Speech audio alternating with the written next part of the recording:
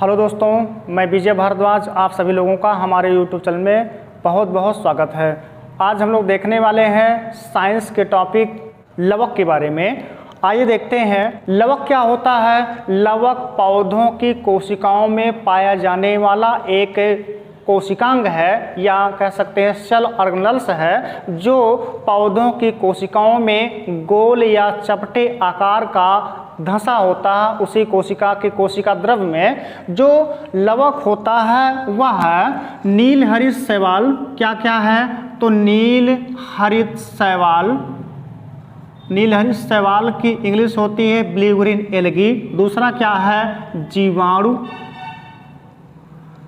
कवक, कवक की इंग्लिश होती है फंगी। ठीक, तो जो लवक होता है नील हरित शैवाल, जीवाणु तथा कवक की कोशिकाओं को छोड़कर प्रत्येक पौधों की कोशिकाओं में पाया जाता है। लवक क्या करता है यानी प्लास्टिड क्या करता है, तो पौधों को, फलों को रंग प्रदान करता है, कलर प्रदान करता है। जैसे आप पौधों को देखेंगे, पौधों की पत्तियां हरी होती है, क्यों होती है, उसमें लवक होता है। पौधों का जो फल होता है वह अलग अलग रंग का होता है, पकने के बाद को दूसरे रंग का है, जब कच्चा था तो दूसरे रंग का था। जैसे आप देखेंगे जो टमाटर होता है, टमाटर भी एक प्रकार का फल ही होता है, सब्जी नहीं होता है। तो टमाटर पहले हरा होता है और पकने के बाद लाल हो जाता है। तो जो पके हुए फल होते हैं उसमें भी क्या होता है, तो लवक होता है।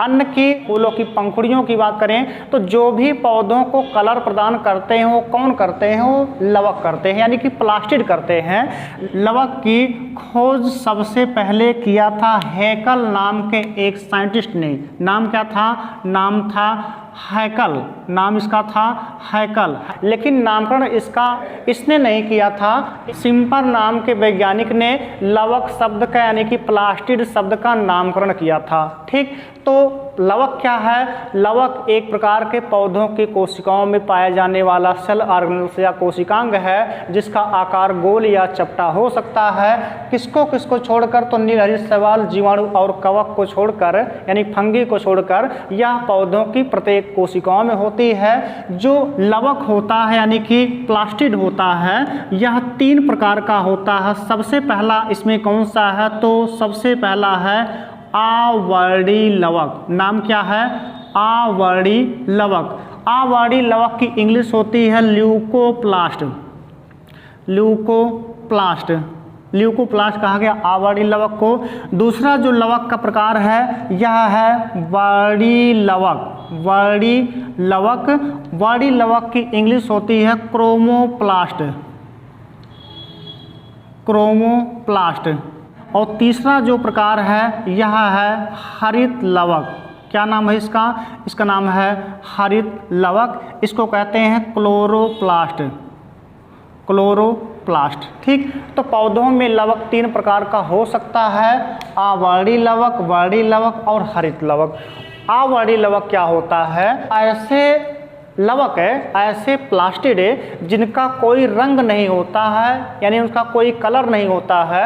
ऐसे लवक को कहा गया आवर्णी लवक। जैसे इसकी इंग्लिश क्या है, ल्यूकोप्लास्ट। ल्यूकोप्लास्ट जो ल्यूको बना है या बना है ल्यूकस से, और ल्यूकस का अर्थ होता है बिना रंग का या कह सकते हैं कलरलेस। ठीक, तो ऐसे लवक जिसका कोई कलर नहीं है उसको क्या कहा गया, आवर्णी लवक कहा गया। आवर्णी लवक या ल्यूकोप्लास्ट कहाँ होता है, तो सूर्य के प्रकाश के वंचित भागों जैसे भूमिगत तनों तथा जड़ों में। चूंकि अगर आप देखें तो कुछ ऐसे भूमिगत पौधे होते हैं जो जमीन के अंदर होते हैं, उनमें भी क्या होता है, तो आवर्णी लवक होता है। जड़ तो भूमि के अंदर होता ही है। जैसे अगर आप देखें आलू, आलू जो हम लोग खाते हैं, आलू है क्या, तो आलू एक प्रकार का तना होता है, लेकिन आलू का कोई कलर नहीं होता। ठीक, तो आवर्णी लवक कहाँ होता है, यह सूर्य के प्रकाश के वंचित भागों, भूमिगत तनों तथा जड़ों में पाया जाता है। लेकिन जब यह सूर्य के प्रकाश में आता है तो यह वर्णी लवक में चेंज हो जाता है। इसका मतलब जो आवर्णी लवक है किसमें चेंज हो रहा है, चेंज हो रहा है वर्णी लवक में। जैसे आप देखे होंगे आलू के खुदाई करते वक्त वक्त कुछ आलू दिखता है आपको हरा कलर का। हरा कलर का क्या कोई आलू होता है? नहीं। ये जो हरा कलर का आलू होता है, जब तक आलू मिट्टी के अंदर था यानी कि मिट्टी से ढका हुआ था, तब तक आलू का तो कोई कलर नहीं होता है। लेकिन जब वही आलू के ऊपर से मिट्टी हट जाती है और उस पर प्रकाश पड़ता रहता है तो वही जो आलू है वह हरा हो जाता है और हरा दिखने लगता है। इसका मतलब वही आवर्णी लवक था और चेंज किस में हो गया? वर्णी लवक में चेंज हो गया। तो जो आवर्णी लवक होता है भूमिगत तनों तथा जड़ों में पाया जाता है, यही बदल के वर्णी लवक में चेंज हो जाता है। ठीक, अगला कौन सा लवक है? अगला लवक है वर्णी लवक यानी कि क्रोमोप्लास्ट। वर्णी लवक या क्रोमोप्लास्ट कौन सा लवक होता है? तो जितने भी रंग बिरंगे लवक होते हैं सब के सब वर्णी लवक के अंतर्गत आते हैं। आप कह सकते हैं हरे रंग को छोड़कर जितने भी रंग होते हैं, जैसे आपका हो गया नारंगी, नारंगी हो गया, लाल हो गया, फिर पीला हो गया, नीला हो गया, ये सभी जो रंग होते हैं पौधों के वो सब क्या होते हैं? तो वर्णी लवक के अंतर्गत आते हैं। ठीक, वर्णी लवक के बारे में क्या बताया गया? हरे रंग को छोड़कर पौधों के जो भाग लाल, पीला, नीला, नारंगी दिख रहा होता है, ये सब के सब किसके कारण होता है? तो वर्णी लवक के कारण होता है। वर्णी लवक पुष्पों की पंखुड़ियां तथा फलों की फल भित्तियों में पाया जाता है। जो फलों की फल भित्तियां होती है, ठीक, इसमें क्या होता है? तो वर्णी लवक होता है। और पुष्पों की जो पंखुड़ियां होती हैं, जो पुष्प का कलर होता है, इसमें भी क्या होता है? तो वर्णी लवक यानी कि क्रोमोप्लास्ट होता है ना। जैसे आप देखे होंगे जो आपका टमाटर होता है, जो मिर्चा होता है, ये कभी हरा होता है। इसका कलर देखेंगे तो पकने से पहले हरा होता है, लेकिन जब टमाटर पक जाता है या मिर्चा कुछ समय बाद लाल हो जाता है, इसका मतलब यह हुआ जब तक वह हरा था तब वह क्या था? उसमें हरित लवक था। हरित लवक था यानी कि क्लोरोप्लास्ट था। और कुछ समय बाद वही जो मिर्चा है, वही जो टमाटर है, पकने के बाद लाल हो जाता है, तो वह इसमें वर्णी लवक यानी कि क्रोमोप्लास्ट में चेंज हो जाता है। ठीक, और यह पुष्पों की पंखुड़ियों तथा फलों में पाया जाता है। दोस्तों, अगला जो लवक है वह है हरित लवक। सबसे इम्पॉर्टेंट जो लवक है वह हरित लवक है। इम्पॉर्टेंट क्यों है? क्योंकि हरित लवक जो होता है, इसी के वजह से पौधों की पत्तियां हरी दिखाई पड़ती हैं। आप कह सकते हैं कि हरित लवक पौधों की पत्तियों में पाया जाता है, जिसके वजह से पत्तियां हरी दिखती हैं। और इस लवक की खोज किया था सिम्पर नाम के वैज्ञानिक ने, और इसी खोज के दौरान ही इन्होंने नामकरण किया था लवक का। ठीक, जो हरित लवक होता है इसमें एक पिगमेंट होता है जिसको कहते हैं क्लोरोफिल। क्या होता है? तो इसको कहते हैं क्लोरोफिल। और क्लोरोफिल के कारण पौधों की पत्तियां क्या होती हैं? तो हरी दिखाई देती हैं। ठीक, जो आपका लवक है इंसान, मतलब कहने का मतलब यह है कि जो जंतु होते हैं स्वापोषी ना होकर परपोषी होते हैं, जबकि जो पौधे होते हैं स्वापोषी होते हैं। स्वापोषी किसे कहा गया? ऐसे जीव जो अपना भोजन स्वयं बना लेते हैं उनको कहा जाता है स्वापोषी यानी कि ऑटोट्रॉप्स। और ऐसे जीव जो अपना भोजन स्वयं नहीं बना पाते हैं उनको कहते हैं परपोषी यानी कि हेटेरोट्रॉप्स। ठीक, तो जो इंसान है ये अपना भोजन स्वयं नहीं बना पाते हैं, जबकि पौधे अपना भोजन का निर्माण स्वयं कर लेते हैं। कैसे करते हैं? तो प्रकाश संश्लेषण के द्वारा करते हैं। किसके द्वारा?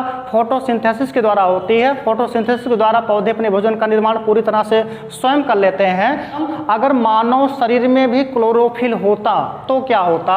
मानव शरीर के बालों में अगर क्लोरोफिल होता तो मानव भी क्या करता? अपने भोजन का निर्माण स्वयं कर लेता। किसी का कोई लेन देन नहीं होता, कोई किसी से कोई मतलब नहीं रखता। बस सुबह लोग उठते, नहाते और अपने बाल को फैला रहे होते, जैसे चुड़ैल की तरह बाल को फैला रहे होते। क्यों? क्योंकि बाल में होता क्लोरोफिल और सुबह उठ के बस पड़े होते धमिनवा सांप की तरह बाल इधर उधर फैला रहे होते और प्रकाश संश्लेषण के द्वारा अपने बालों में जो क्लोरोफिल होता उसके द्वारा क्या कर रहे होते? तो भोजन का निर्माण कर रहे होते। समस्या क्या होती कि क्लोरोफिल के कारण पौधों की पत्तियां हरी दिखती हैं, तो जो बाल होता वो काला ना होके पौधों की पत्तियों की तरह मनुष्य का जो बाल होता, चाहे वो पुरुष का हो चाहे वो महिला का होता, बड़ा बड़ा बाल रखाते, जिंदगी में कभी भी बाल नहीं कटवाते, वो हरा हरा होता। समस्या ये होता कि कहीं से बकरी तो नहीं ताक रही है, क्योंकि बकरी को देखेंगे, जब बकरी को खाने के लिए समस्या होती है तो पेड़वे पर चढ़ जा रही है, वहाँ से खा रही है, चाहे वो बैर का पेड़ हो चाहे अन्य किसी कांटे युक्त पौधा हो। अपने यहाँ क्या समस्या होता, जब लोग बाल फहरा रहे होते, बकरी आती, पूरा बाल भस्स दे उखाड़ के लेके निकल लेती, सर का पूरा बाल ही गायब कर देती। इसका मतलब ताकते रहते, झांकते रहते, कहीं बकरी तो नहीं आ रही है। सबसे बड़ा जो डर लगा रहा था इंसानों को, आज क्या है, इंसान बकरियों को खदेड़ रहा है, तब क्या होता, तो इंसान डर के नाते बकरियों को देखता रहता, कहीं बकरी तो नहीं ताक रही है। क्यों? क्योंकि बकरी और भैंस जो होती हैं, ये सब क्या करती हैं, ये ऐसे जीव होते हैं जो पौधों को सीधे उखाड़ के खा लेते हैं। तो आपका क्या होता, सर से जितना बाल होता सब उखाड़ के खा लेते। जानवर ताकते रहते कि कब आप वो बाल खोल के फहरा रहे हैं, है ना, जैसे फहराते तैसे पहुंच जाते। तो जो आपका इंसान और जानवर के मध्य डिफरेंट को बता रहा है, वह किसके कारण है, वह इसी हरित लवक के कारण है। क्यों? क्योंकि हरित लवक जो होता है पौधों की पत्तियों में होता है, जिसके कारण इसमें क्लोरोफिल है, और क्लोरोफिल के कारण पौधों की पत्तियां हरी होती हैं, और इसी क्लोरोफिल भाग में ही प्रकाश संश्लेषण की क्रिया होती है। प्रकाश संश्लेषण के दौरान ही पौधे अपने भोजन का निर्माण स्वयं कर लेते हैं। और किसके द्वारा करते हैं, तो दो पार्ट होता है क्लोरोफिल में, एक का नाम है ग्रेना और दूसरे पार्ट का नाम है स्ट्रोमा। एक ग्रेना है और दूसरा कौन है, स्ट्रोमा है। ठीक, जो प्रकाश संश्लेषण होता है, फोटोसिंथेसिस होता है, यह भी दो प्रकार का होता है। एक होता है प्रकाश संश्लेषण की प्रकाशिक क्रिया और एक होता है प्रकाश संश्लेषण की अप्रकाशिक क्रिया। ठीक, जब दिन के समय प्रकाश होता है तो उस समय जो प्रकाशिक क्रिया चलती है, जिसमें पौधों को प्रकाश की आवश्यकता पड़ती है, तो उसको कहते हैं प्रकाश संश्लेषण की प्रकाशिक क्रिया, और यह होता है ग्रेना में। लेकिन जैसे हम लोगों को, इंसानों को एनर्जी हमेशा चाहिए, ऐसे पौधों को भी चाहिए। अगर पौधों को दिन में प्रकाश मिल रहा है तो भोजन का निर्माण हो रहा है, एनर्जी बन रहा है, एनर्जी का इस्तेमाल हो रहा है। लेकिन रात हो जाने के बाद तो प्रकाश है नहीं, तब क्या होगा, तो क्या इनको एनर्जी की आवश्यकता नहीं है, तब कहाँ फोटोसिंथेसिस होगा, तो वह होता है स्ट्रोमा में। स्ट्रोमा में संभव क्यों है, क्योंकि प्रकाश संश्लेषण की जो अप्रकाशिक क्रिया होती है, इसमें प्रकाश की आवश्यकता नहीं होती। अगर प्रकाश ना भी हो तब भी प्रकाश संश्लेषण की प्रकाशिक क्रिया ना होके अप्रकाशिक क्रिया होती है। ठीक, तो दिन के समय, प्रकाश के समय ग्रेना में होता है फोटोसिंथेसिस, और जब अंधेरा होता, जब प्रकाश नहीं होता, तो स्ट्रोमा में होता है फोटोसिंथेसिस। और जो हरित लवक होता है, इसमें डीएनए पाया जाता है, इसमें डीएनए पाया जाता है, और जिस पार्ट में डीएनए होता है, जिस कोशिकांग में डीएनए होता है, वह कोशिकांग स्वतः जनन की क्षमता रखता है। इसका मतलब अगर उसमें से कुछ सेल्स डेड हो गए, कोशिकांग डेड हो गए, तो जो कोशिकांग हैं, सेल ऑर्गेनल्स हैं, वो क्या करेंगे, पुनः उसी से निर्माण कर लेंगे नए कोशिकांगों का। इसीलिए हरित लवक को कोशा के अंदर कोशा कहा जाता है, यानी सेल्स के अंदर सेल्स कहा जाता है। ठीक दोस्तों, अगर आपको वीडियो पसंद आता हो तो वीडियो को लाइक कीजिए, शेयर कीजिए और चैनल को सब्सक्राइब करना ना भूलें।